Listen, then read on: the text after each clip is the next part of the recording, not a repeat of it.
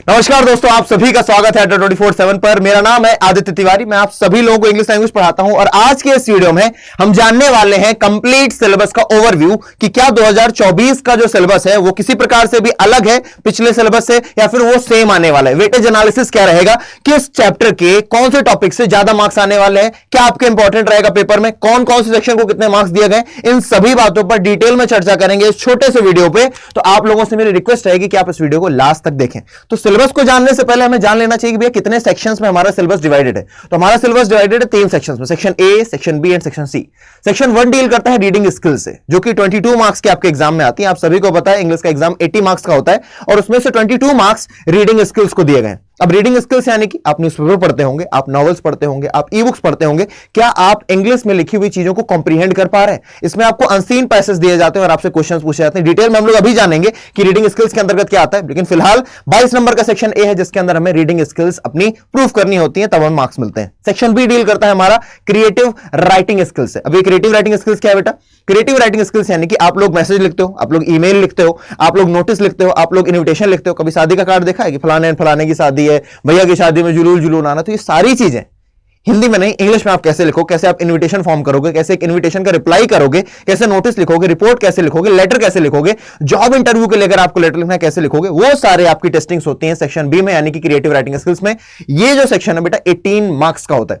22, 18, 40 marks हो गए। बाकी के बचे 40 मार्क्स लिटरेचर सेक्शन डील करता है बेटा। इसमें आपकी 2 किताबें, एक फ्लेमिंगो है और एक विस्टाज है। अब एक एक को डिटेल में समझते हैं कि किसमें कितने मार्क्स का क्या आता है, ठीक है ना, और जानने की कोशिश करते हैं कि आखिरकार क्यों पूछा जाता है। ये भी हमें सीबीएसई ने साफ तौर पर अपने सिलेबस के कैरिकुलम में बताया हुआ है। आइए तो सबसे पहले हम बात करेंगे सेक्शन ए, जो कि है रीडिंग स्किल्स, डील करता है 22 मार्क्स से। अब यहां पर क्या है भाई? Reading comprehension through unseen passage. तो आपको अनसीन पैसेज दिए जाएंगे और ये जो अनसीन पैसेज का सिलसिला है, ये जो आरसी का सिलसिला है, इसको हम लोग रीडिंग कॉम्प्रिहेंशन भी बोल सकते हैं। आप अभी 12th में दोगे, उसके बाद अगर सीयूटी का एग्जाम दोगे तो उसमें भी दोगे, क्लैट का एग्जाम दोगे तो उसमें भी देना पड़ेगा, एसएससी के एग्जाम में बैठे, एनडीए के एग्जाम में बैठे, SSC, CGL, CPO, CDS, UPSC, किसी के एग्जाम में बैठोगे, अगर इंग्लिश आ रही है तो आपको ये बहुत ज्यादा हेल्प करने वाला है। तो भले क्लास 12th की बहुत ज्यादा चीज आपके लिए फायदेमंद ना हो, लेकिन अगर आप यहां से लर्निंग ले लेते हैं तो आपको आगे चल के कॉम्पिटिटिव एग्जाम्स में भी बहुत ज्यादा हेल्प मिलने वाली है। तो ये 22 मार्क्स सिर्फ आपके एग्जाम में हेल्प नहीं कर रहे हैं, बल्कि आपको लाइफ लॉन्ग जिस भी आप कॉम्पिटिटिव एग्जाम में बैठोगे वहां पर आपको हेल्प करने वाले हैं। इसलिए आपको अपनी रीडिंग स्किल्स को सुधारना है। और मैं शुरुआत में ही बोल दूं कि इन्हें सुधारने के लिए आपको अभी से न्यूज़पेपर रीडिंग शुरू कर देनी चाहिए। कोई भी न्यूज़पेपर जो आपके आस पड़ोस में मिलता है उसे लाइए और रोज पढ़िए, कम से कम 1-2 आर्टिकल पढ़िए, जो आपको पसंद आता है उसको पढ़िए। ये मैं आपको आगे के लिए सलाह दे रहा हूं, बाकी तो हम लोग मिलकर के पढ़ेंगे ये चीजों को। आइए तो पहला भैया पैसेज आता है जो फैक्चुअल हो सकता है, डिस्क्रिप्टिव हो सकता है, फिर लिटरेरी हो सकता है। इसमें 2 पैसेजेस आते हैं, एक पैसेज होता है तुम्हारा 12 नंबर का और एक पैसेज होता है तुम्हारा 10 नंबर का, ठीक है ना।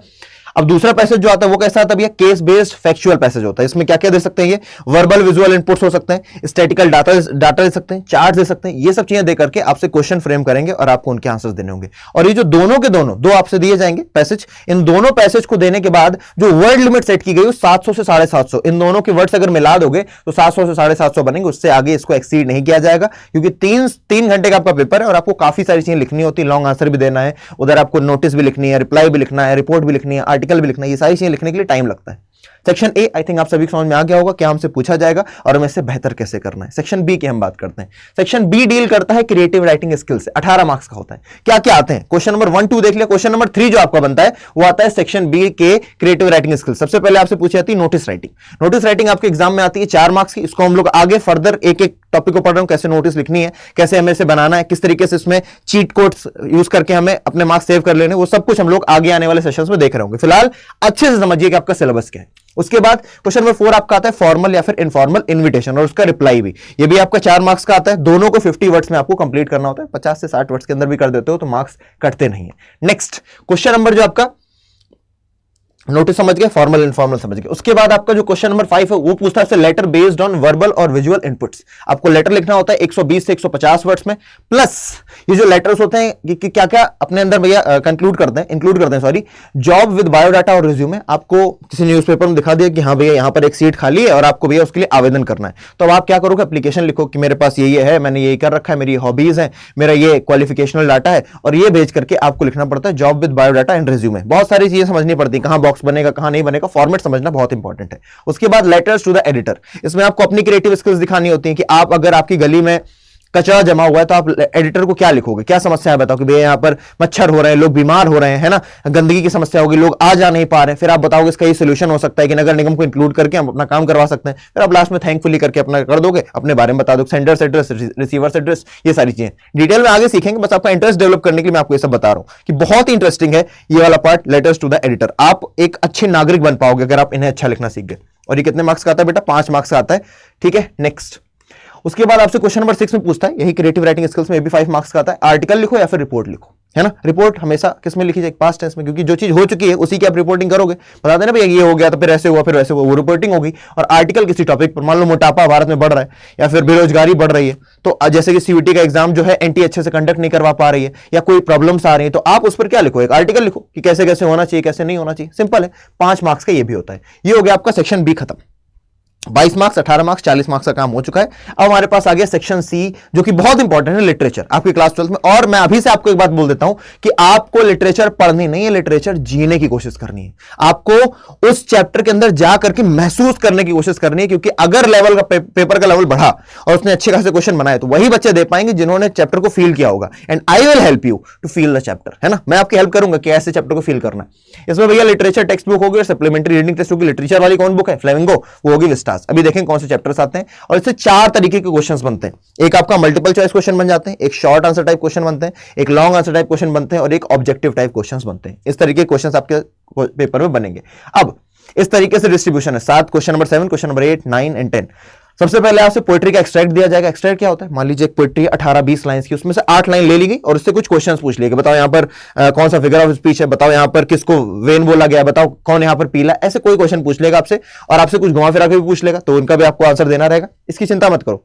पिछली बार का रिजल्ट तुमने देखा होगा 2023 का, इस बार का भी देखना, बहुत तगड़ा करने वाले हो तुम लोग, ठीक है।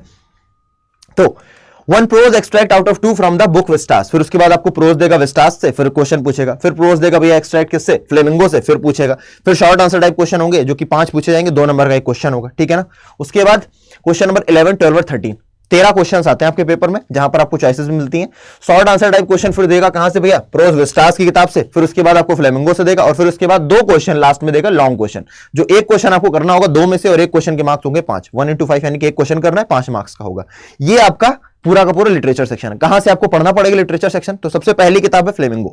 फ्लेमिंगो के आपके हैं 8 चैप्टर्स, तो उन 8 चैप्टर्स को आपको अच्छे से पढ़ना है। The last lesson, lost spring, deep water, बहुत प्यारे चैप्टर्स है बेटा, है ना। The rat trap, Indigo, poets and pancakes, the interview, going places, और आराम से आपके दिमाग में बस जाएंगे, आपको जीवन भर नहीं भूलेंगे। इस बात का तुम्हारे आदित्य भैया वादा करते हैं। उसके बाद फ्लेमिंगो प्रोज के बाद फ्लेमिंगो पोएट्री, इसमें 5 चैप्टर्स हैं। आपको पहली कविता एकदम आपकी आंखों में आंसू दिला देगी, पहली पोएम एकदम, कि my mother at 66 keeping quiet, a thing of beauty, a roadside stand and aunt Jennifer's tigers. ये आपको दिखाया जाएगा कि किस तरीके से महिला का जो है सप्रेशन हो रहा है हमारे समाज में, ठीक है। नेक्स्ट हमारे पास किताब है Vistas, the third level, the tiger king, journey to the end of the earth, बहुत प्यारी सी ये स्टोरी है। अंटार्कटिका जाती है हमारी तिशानी दोषी जी, ठीक है। The enemy, on the face of it, memories of childhood, इसी के अंदर 2 पार्ट हैं, the cutting of my long hair and we too are human beings. इसमें बताया गया कैसे जो SC ST कास्ट के लोग हैं या फिर जो समाज में निचले तबके के अंदर आते हैं उनको कैसे सप्रेस किया जाता है, उसके बारे में ये दोनों कहानी और बहुत प्यारी, और कैसे आप जीत सकते हो इन सभी सप्रेशन से, एजुकेशन के माध्यम से, लर्निंग्स के माध्यम से। इसीलिए आपको पढ़ाई बहुत अच्छे से करनी है। और इस बात का तो मैं दावा कर रहा हूं, अगर तुम सेशंस देखते हो, मेरे वीडियोस तुम देखते हो, तो तुम्हें इंग्लिश में तो कोई दिक्कत आने ही नहीं वाली है। चाहे तुम 2 महीने पहले देख लो और तुम शुरुआत से देखते हो, तो तुम्हारा एक अच्छा खासा क्या बोलते हैं कि बेस तैयार हो जाता है। एकदम लास्ट में भी देखोगे तो भी मैं वादा करता हूं बेटा तुम्हारे 100 में से 100 आएंगे। पिछली बार आए हैं, इस बार भी आएंगे, ठीक है ना। एट लास्ट मैं बस इतना ही बोलूंगा कि अगर स्टे कनेक्टेड रहना चाहते हो तो मेरी ईमेल आईडी है aditya.tiwari@247.com। फिर से बोल देता हूं, aditya.tiwari@247.com। इस पर मुझे ईमेल कर देना अपना नंबर और अपना नाम। जब भी तुम्हें नोट्स चाहिए होंगे तो मैं तुम्हें टेलीग्राम ग्रुप में ऐड कर दूंगा। तुम्हें सारे नोट्स, PDF, शॉर्ट नोट्स और भी जितनी भी मोटिवेशन दुनिया भर की चीजें रहने वाली हैं पूरे 2 साल में, क्योंकि पहले 12 फिर CUET, मैं तुम्हारे साथ रहने वाला हूं। ये भाई तुम्हारा खड़ा था, खड़ा है और खड़ा रहेगा, ठीक है ना। तो हैव फेथ इन मी। और बस दिल की अनंत गहराइयों से आप सभी का बहुत बहुत धन्यवाद। आपने वीडियो को लास्ट तक देखा और अगर एंजॉय किया वीडियो को, कुछ नया सीखा है, लगता है कि हाँ अच्छा होने वाला है आपका एग्जाम, भले ही तुम्हारे 11th में कितने भी मार्क्स कम क्यों ना रहे हो, तुम अच्छा करने वाले हो, इस भरोसे के साथ मैं तुम लोगों से बोलता हूं जय हिंद। और मिलेंगे हम लोग अगले सेशन में, तब तक के लिए tata bye bye, take care. और हाँ, कमेंट जरूर करिएगा इस सेशन के नीचे, ताकि बाकी बच्चों को भी पता लगे कि कितना वैल्यूएबल कंटेंट आप लोगों ने इस वीडियो में देखा है। जय हिंद।